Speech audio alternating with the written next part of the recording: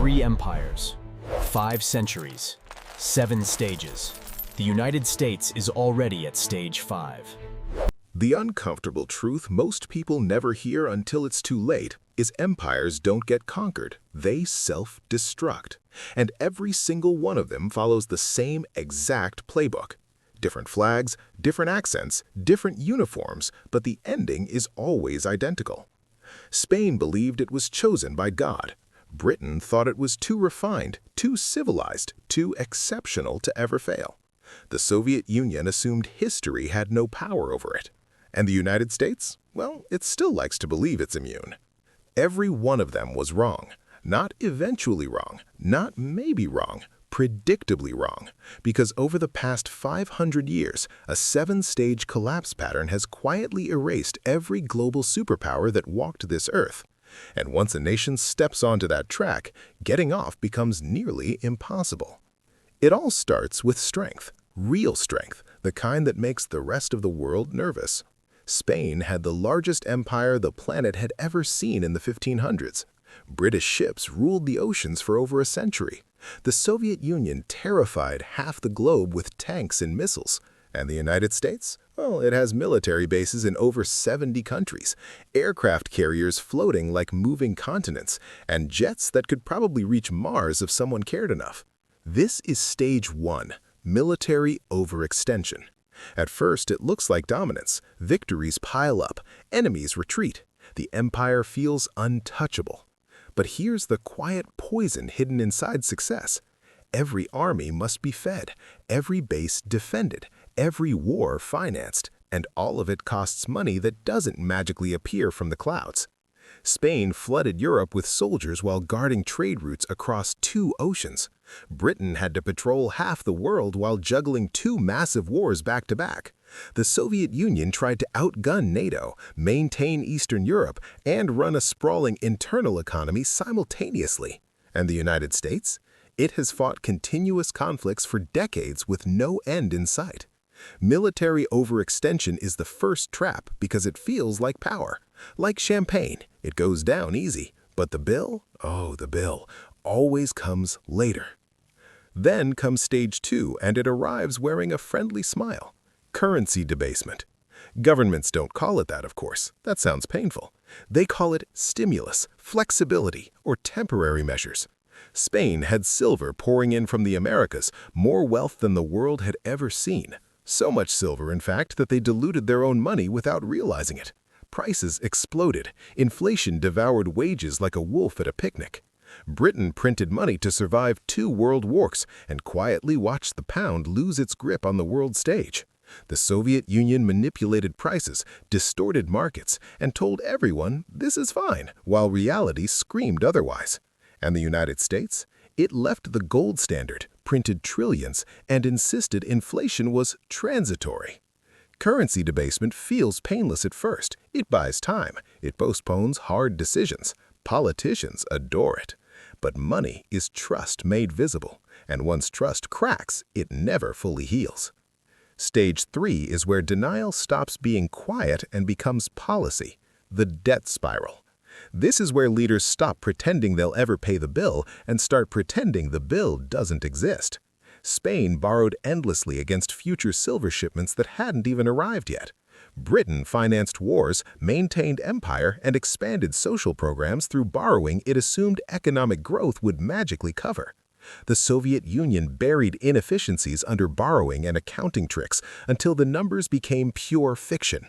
And the United States now carries over $36 trillion in debt, growing roughly $2 trillion annually, with interest payments alone burning over $1 trillion a year. At this stage, debt isn't a problem, it's the operating system. Every crisis demands more borrowing, every election promises more spending, and nobody wants to be the adult in the room, because adults don't win popularity contests. Stage 4 creeps in quietly. It doesn't shout, it doesn't explode, it creeps. Loss of productive capacity. This is where an empire forgets how to make anything itself. Spain imported everything because silver made buying easier than building. British factories fell behind competitors after wars drained capital and focus. The Soviet Union could build tanks but couldn't stock grocery stores.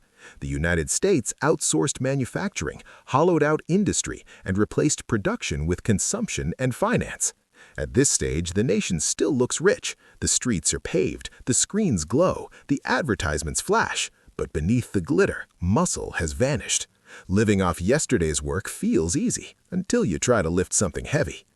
Stage 5 is when things get publicly uncomfortable. Social decay. This is when cracks stop hiding behind balance sheets and start showing up in everyday life. Trust collapses. Institutions lose legitimacy. People stop believing the system works for them. Spain descended into corruption, class resentment, and civil unrest as wealth pooled at the top. Britain faced strikes, rationing, and the slow erosion of imperial confidence. The Soviet Union rotted from the inside, with cynicism, black markets, and total disbelief in official narratives. And the United States? Political paralysis, cultural fracture, declining life expectancy, exploding homelessness, and a population that increasingly distrusts reality itself. Social decay isn't about bad manners, it's about cohesion. Once people stop feeling like they're on the same team, the game is already lost. Stage 6 is the moment the world quietly moves on. Loss of reserve currency status. This isn't announced with sirens. It happens in boardrooms, trade agreements, and silent decisions. Spain lost influence when its silver stopped being trusted. Britain watched the pound lose its throne after World War II, finalized by 1954 when global finance pivoted elsewhere. The Soviet Union never held reserve currency status long enough to save itself. The US dollar still sits on the throne, but cracks are forming. Trade deals bypassing the dollar, foreign reserves slowly diversifying, rivals openly challenging. Reserve currency status is a privilege disguised as permanence, and once the world finds alternatives, the fall accelerates. Stage 7 is collapse. Not always explosions, not always tanks in the streets. Sometimes it's paperwork, restructuring, and quiet decline. Spain faded into irrelevance. Britain surrendered its empire piece by piece. The Soviet Union vanished in under 3 years, dissolving faster than anyone thought possible. Collapse isn't the end of civilization, but it is the end of an era. Borders shrink, power contracts, living standards reset, and the people who thought it couldn't happen to them, they discover history does not negotiate. Here's the uncomfortable part. The United States has already passed stage 5. Military overextension? Check. Currency debasement? Check. Debt spiral? Absolutely. Loss of productive capacity? Decades in the making. Social decay? Visible everywhere you look. Stage 6 is forming on the horizon, and stage 7 always follows, not because of bad luck, not because of enemies, but because the math stops working. Empires don't die from assassination, they die from lifestyle inflation. This isn't prophecy, this is pattern recognition. 500 years, 3 superpowers, 7 stages, 0 exceptions. Every empire believed it was different. Every empire was certain history had learned its lesson.